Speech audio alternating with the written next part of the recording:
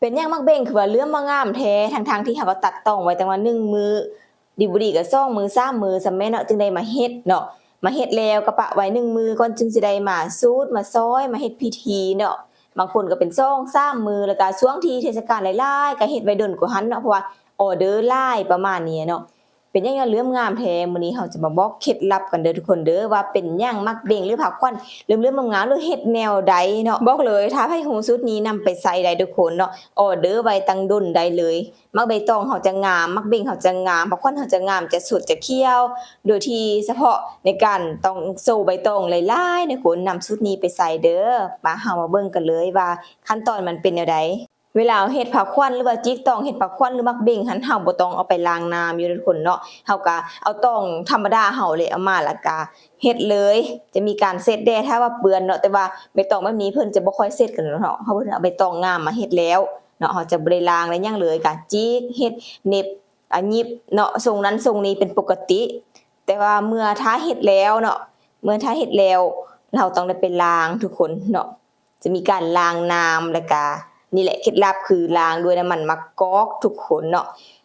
วิธีล้างด้วยน้ำมันมะกอกถ้าว่าคนที่เฮ็ดหลายๆเขาเจ้าจะแช่เฮ็ดปรุงน้ำเป็นอ่างเลยทุกคนเนาะแล้วก็จะทอกน้ำมันมะกอกใส่แล้วผสมน้ำแล้วก็เอามาเบ่งหรือว่าเอาผักควันเฮาจุ่มแล้วก็หืดขึ้นเลยเนาะแล้วก็